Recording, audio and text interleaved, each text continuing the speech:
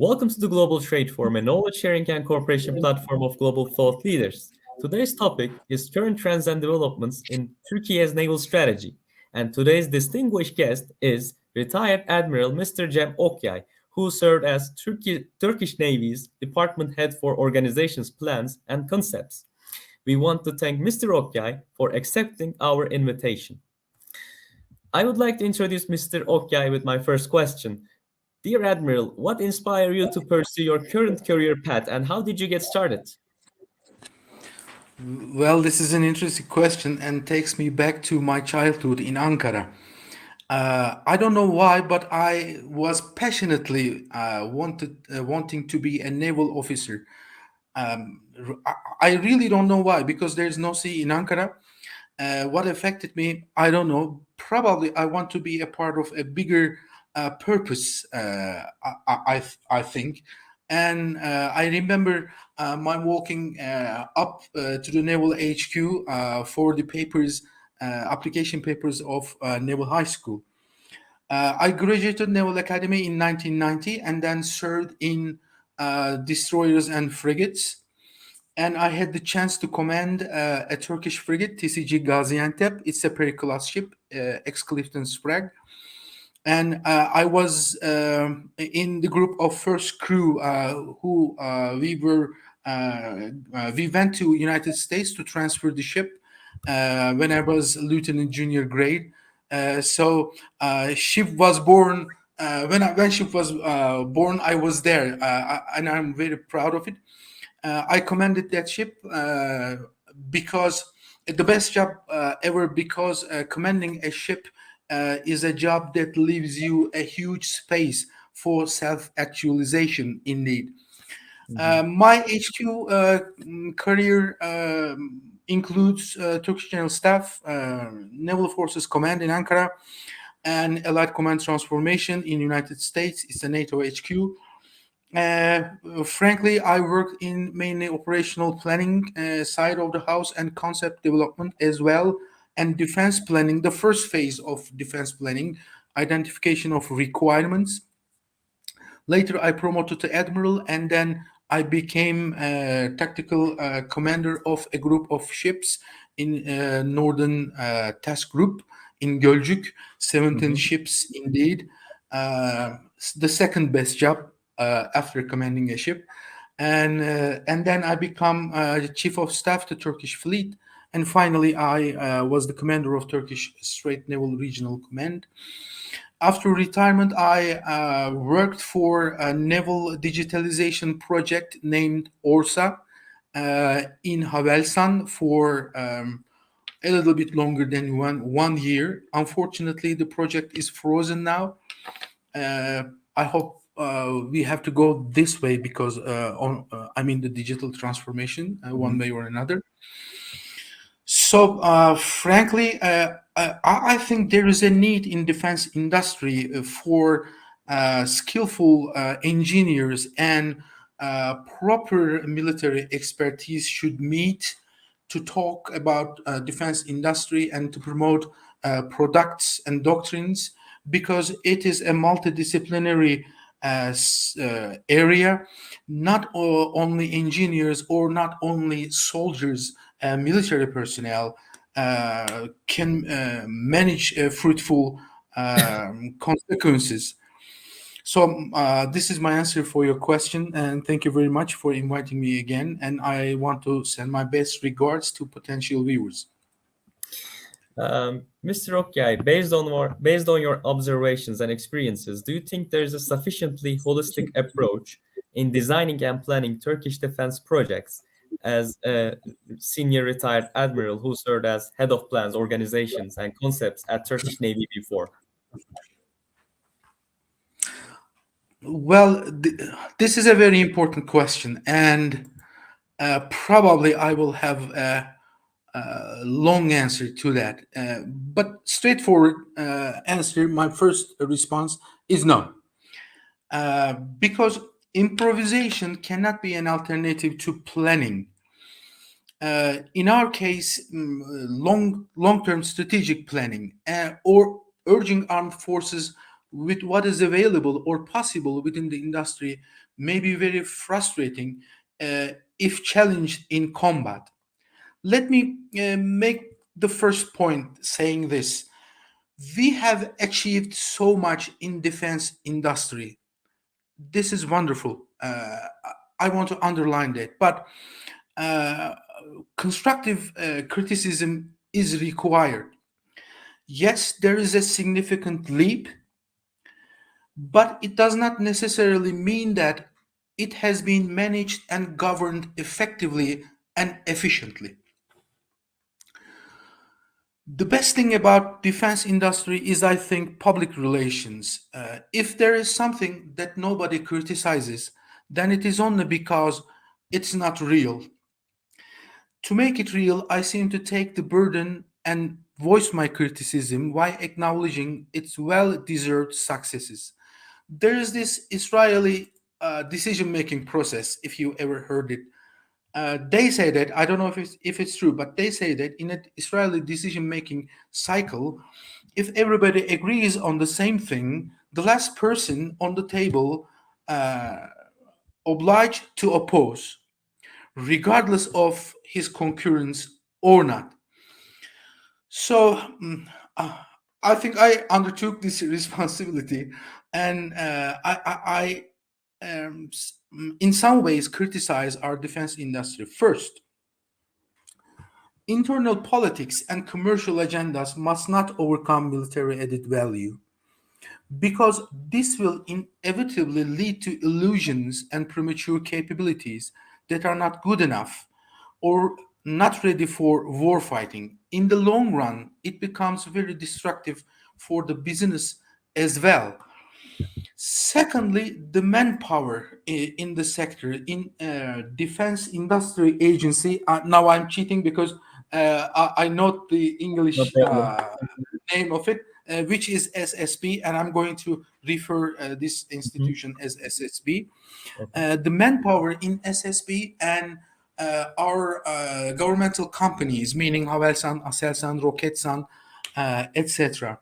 They are all unquestionably important, and they present a value. But our quality of manpower there um, seems to be reviewed carefully, because current policies or recent policies may present a problem in terms of qualification. We need to underline qualification as to political allegiance, because in the long run we lose the quality of our products and efficiency. So my other point, the third one regarding defense industry, is that as I mentioned before, the engineers and military expertise should work together in a constructive and collaborative environment. Because, for example, I see products that may not present value in the future in terms of military capabilities. Let me give you an example to that. For example, our unmanned surface vehicles, USVs, the work is there is very preliminary, and may achieve to undertake some military tasks, but to be more productive on that, there should be military expertise involved, because with current prototypes, it's not possible to use these prototypes in an sea environment where the wave height is 3 meters or 4 meters, which are not exceptional in naval warfare domain. So this is my third criticism about it. And the fourth is, SSB is there to make defense industry policy, not the defense policy itself. The definition of a requirement is a defense ministry proficiency. This brings us to a question: how can we comprehend properly the success or failure of defense industry? Probably it is somewhere in between. I mean, I don't want to. irrationally maximize or minimize the notion, but it is somewhere in between. So we need um, uh, some scientific data or uh, or a notion that we can really assess defense industry performance regardless of our political views, our wish, or our illusions or ambitions. So I think this performance indicator can be in two groups. One is the financial ones, meaning that the second is military added value to the capabilities. So the first one is financial numbers. Everybody tells us that in 2022, the export of defense industry was like $4.3 billion, which is very good. And our total revenue is about 11 or 12 billion dollars. They're all fine, fantastic, but our import is 4.9 billion dollars as well. If you look at the breakdown, this tells us something else. The critical technology we Mhm. still import it.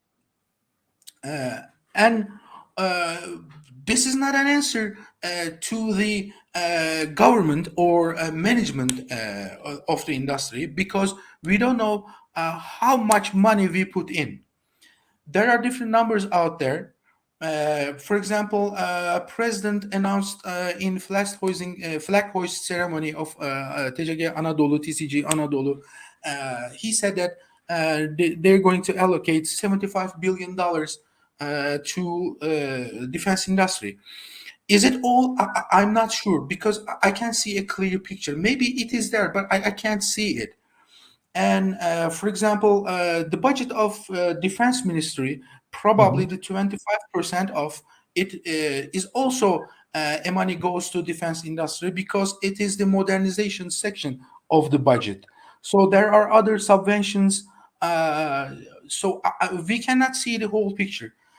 We cannot derive uh, performance indicators out of it, because we don't know how much money in there. So the output, the total revenue, export, they're of course a success story. I'm not declining that. I underline this phrase one more time, but we also have to look at it, understand if there is a way to make it more efficient and more effective. So these financial figures are there. One more number that I want to throw is that uh, we are our share in the whole defense industry package is less than 1%. If you look at the CIPRI org Mhm. data, so my point is here, frankly, is that the national security is an issue that is multifaceted. Since it's written in School of Copenhagen of International Relations by Barry Buzan, the article, the famous article, but it was always like that. He just codified it. If you look at Russia-Ukraine war, the civilian casualties, according to United Nations, it's about 8,000 casualties. Very unfortunate, very sad, but more than 8,000 civilian people died in the war. But it's over a year now. But in an earthquake, we lost more than 50,000 people. So the security is something not only militarily dealt with. So my point is here that probably $20 billion would suffice to be prepared for the earthquake. So the management of defense industry is really important, because it is the money that we didn't spend for education, healthcare, infrastructure, etc. And to wrap up, Mhm. the second point was the military added value. One might rightfully say that, okay, defense industry is not only about business. It's the business, yes, but it's not only about profit. That is very true. And in terms of military capabilities provided to Turkish armed forces, they are very valuable. But there's a but here. In a conventional war, we still have to use capabilities that we acquire from abroad. Okay, it's a process. We will get there day by day, year by year. Uh, but this is the second set of performance indicator that we should take into account uh, mm, talking about or assessing the performance of defense capability. My example to that is TCG Anadolu. Yes. It is a blue water amphibious capability, but it is a combination of many things. Hmm. Uh, the ship itself is very important, okay, but not enough. It is not capable of doing its job at the moment. We will get there, or I'm Hmm. sure about it. But the point is, there is no air assets have to be on it. More importantly, there is no anti-air defense warship that has which Actually, is at that point, I would like to ask something okay. specifically regarding TCG Anadolu's capability, Mr. Okay. By the way, for our audience who are abroad, I would like to remind that SSP also named as Defense Industry Agency in Turkey. As Yes. you have mentioned that, Mr. Okay, these defense projects' connectivity and interaction with each other so crucial in order Mhm, to mhm. maximize their capabilities. So, in this Exactly. context, how does Turkey's removal from F-35 program redefine the Turkish Navy's, as you have mentioned, amphibious assault ship TCG Anadolu's capability? Thank you very much for the question again. My point is here. Let's exercise. Let's make a thought exercise Hmm. and try to figure out the answer of this question. So I think an armed forces, including navy, any navy, can do three types of can conduct three types of operational teams. One is war fighting. If it is war fighting that we are thinking about now, TCG Hmm. Anadolu, in a national perspective, is very limited now because but in terms of NATO, because our purpose was also to come up with an high readiness force maritime in NATO structure or coalitions that political will exist. When the political will exist, we can come up with coalitions as well. Yes, we can bring some capabilities to the table, but in a national perspective, against an adversary who has capabilities in air domain, in electromagnetic domain, meaning electronic warfare and air force, Anadolu's capabilities are pretty limited. Hmm. Actually, it's very risky. Uh, because I've been to Juan Carlos in Spain and Spanish HQs during the time in 2017 when we were looking at their way of using things, doctrines, organizations, etc. They said that they use Juan Carlos for air support in amphibious operations. They don't go near shore because they are in the range of shore threats such as missiles, artillery, mortars, and asymmetric warfare, small boats with explosive, etc. So they don't come ashore, near shore, but they use their aircrafts and helicopters Hmm. to do the amphibious assault in line with other amphibious vehicles. Once the target area is prepared for further action, then Anadolu sends its marines, etc. So, in a warfighting scale, our scenarios has changed. We are not capable in high intensity. I would say. Of course, this is my personal view. The second, Anadolu doesn't have TF 2000 anti-air defense capable ships. That's very important point too. Another one is Anadolu, besides F-35s, Anadolu doesn't have proper helicopters to launch a company size amphibious troop. That's that can be handled by support from other services such as armed forces or special forces command somehow. But if I go back to F-35, uh, the other operational teams, I think, of a Navy or TCG Anadolu is one public diplomacy and or foreign policy diplomacy uh, related tasks. I would call them naval warfare diplomacy. This Mhm. includes like crisis management, peace support operations, humanitarian assistance, etc., etc.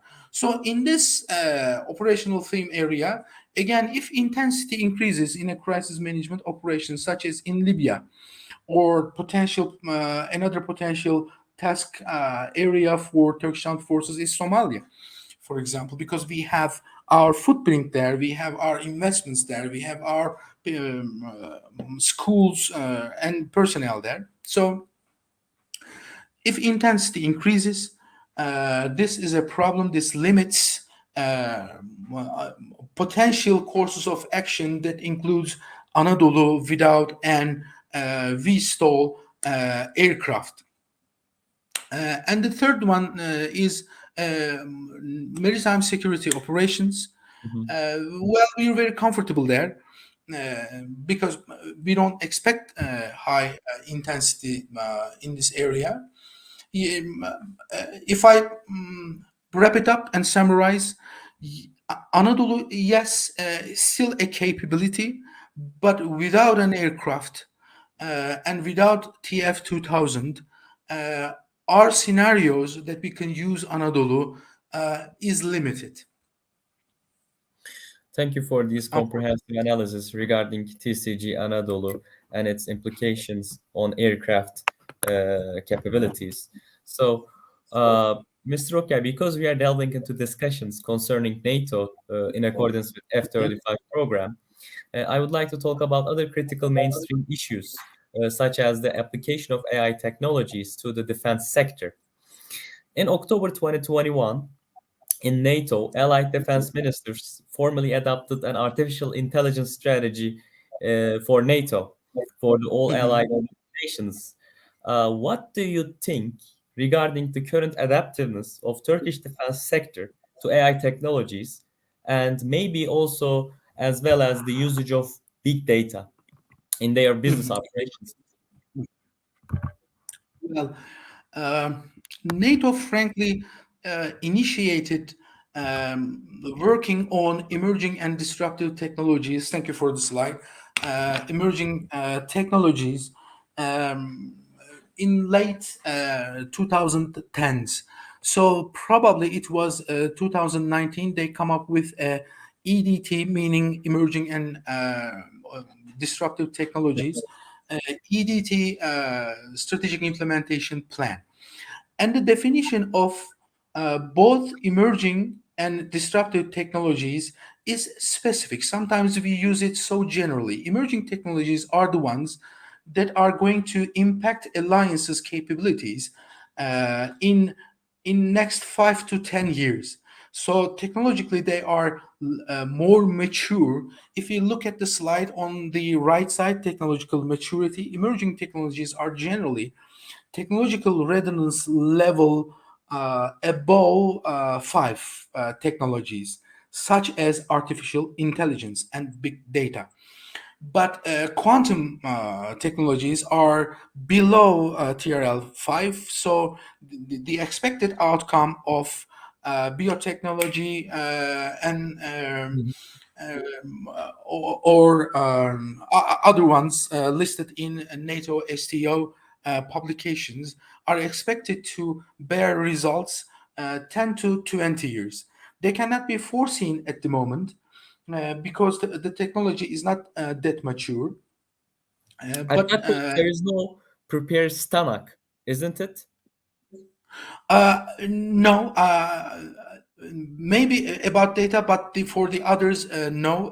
But Mhm. For the artificial NATO intelligence. started very important initiatives to handle the situation. One is NATO Innovation Fund. The other one is Diana in Diana.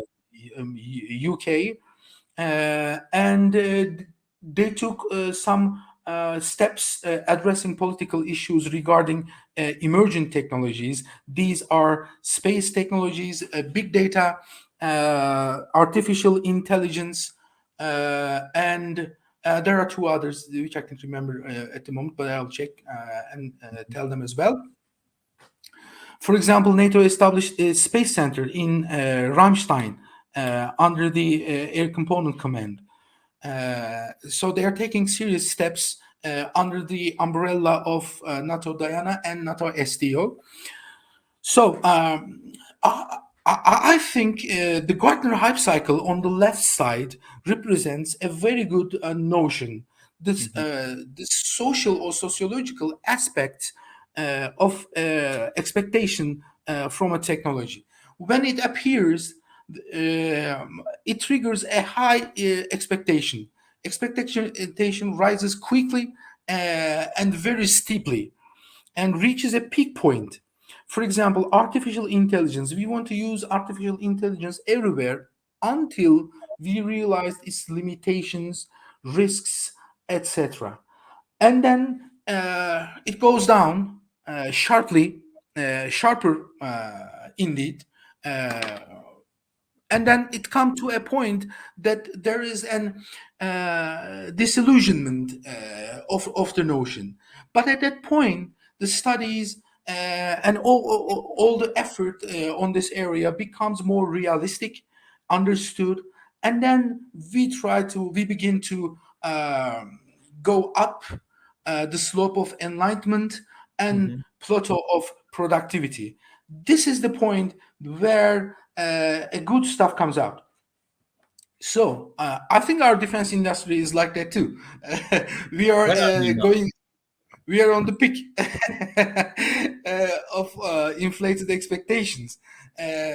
Probably we will be going down shortly because of money and the expertise, engineering expertise, uh, and the management, because we have really good engineers, technicians.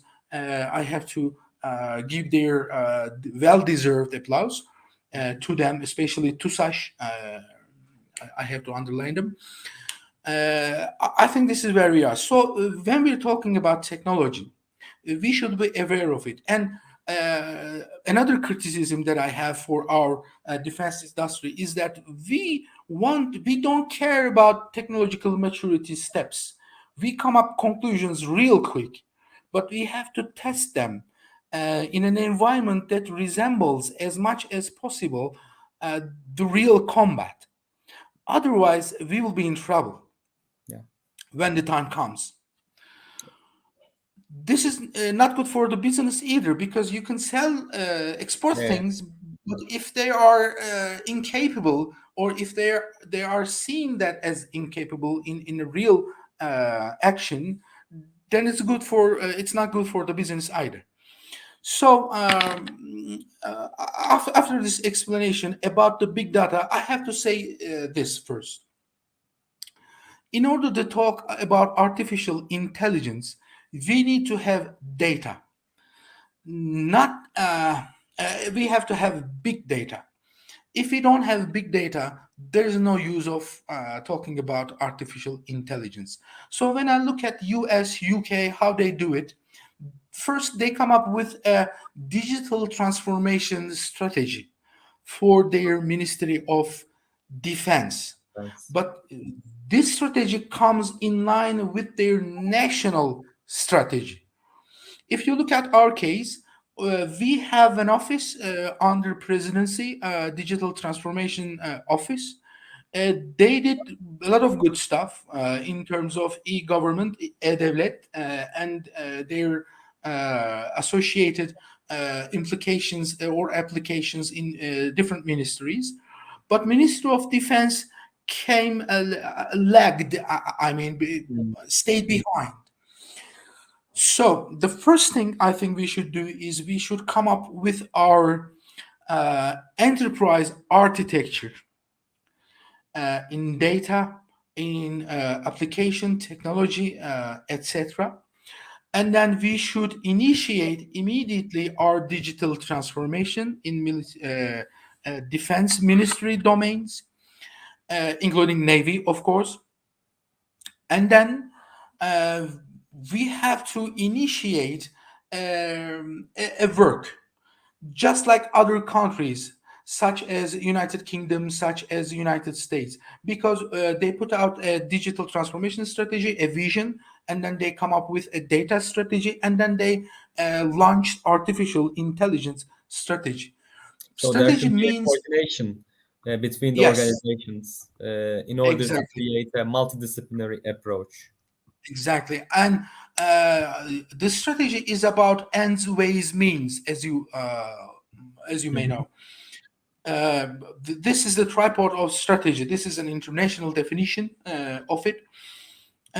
So the thing is about artificial intelligence, we need to come up with a executive body to formulate policies, to look for resources, because it's about money, technology, manpower, etc., etc. Probably in defense ministry structures, we need to come up with a structure. I don't know the level. Probably a directorate or not a branch. Of course, it has to be bigger. Uh, Secondly, we need a place where digital technologies and artificial intelligence and things like that will be worked. Uh, and we have such an institution that will produce ideas, technological ideas, technological accumulate information and knowledge to produce or to manage business models for armed forces when the time comes. Mhm. So my point here is that we need to establish these two things, but we need to start with strategy first, and then we need to achieve to a certain maturity our digital transformation, accumulate data, and then we can produce capabilities. Moving IELTS HQ is a huge opportunity. Being late may be even good because we can exploit other experiences of other nations, technological companies, even civilian sector and government to make proper investments on this area. So I strongly advise and highlight that we should start now so that when we move, I mean, when the armed forces move to IELTS HQ, we can handle things properly. Admiral Okyay, because you have also pointed out Defense Ministry of Turkey, the structure, institutional structure, and on the other hand, from your assessment of AI technologies, in order to a little bit narrow our scope, we have understood that research and development studies are vital to upgrade the capabilities of forces and softwares. So you had some advices regarding founding offices and policy bodies. And if we looked at uh, previous examples from Turkish Navy, if I'm not mistaken, it should be the year 2003. The Turkish Navy established the Naval Forces Research Center Command, which Mhm. paved the emergence of Turkey as national warship under the Milgem project. Today, for instance, in order to a little bit narrow our scope, how should Turkish Navy increase its technical knowledge of AI technologies? Well, I think that center in Istanbul was very important. And I have to mention and express my gratitude for naval leaders who founded it, who supported it in leadership and allocating resources, especially manpower. These are Naval Academy graduate officers who are trained in United States in post-graduation school as engineers, and then they come back and produce a lot of good things. Milgem Corvette is one of them. So I have to name Özden Örnek here with gratitude and his celebrate his vision. But it is not the case at the moment because this center is not a command anymore. Its size is smaller, unfortunately, due to several reasons, and the way that the administration want to handle it. Uh, Frankly, my understanding is that they want to do it with private enterprises rather than navy or governmental structures. But it was a very good example. So we know what to do. As for the improvement and development, we put a institution which was the brain, producing the ideas, producing the knowledge, as I mentioned in previous question.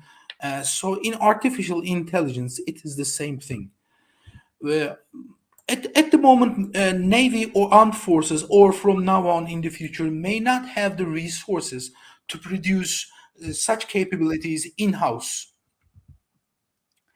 But it's very important that armed forces in under the Ministry of Defense or TGS, Turkish General Staff, or in services or a structure in each domain, each of these linked with each other, producing information and knowledge about artificial intelligence as how to adapt these technologies to the armed forces structures, because it's going to change business models, it's going to change organizational structure, it's going to change doctrines like we see in US mosaic warfare or Chinese intelligentized warfare concepts. It's going to change a lot of things. So we have to embrace it, we have to understand it, and we have to figure out a way as to use it effectively, Mhm. responsibly, of course, and effectively, because our adversaries will do that. We have to do it as well. So the right way to do it is come up with an establishment such as this research command, as you mentioned, and we have to support these establishments with proper resources and leadership. Um, Mr. Okyay, and as a closing remark and summarization of all comprehensive analysis that you did, how do you assess the latest trends and developments in Turkish naval industry strategy? I would like to underline the strategy part as a summarization and as a closing remark. Well, frankly, I'm not aware of that strategy. But the point is, there is this improvisation again. Defense industry, mm, I believe, should more work in line with armed forces. SSB should be the regulator, but not context provider, because they don't have the expertise.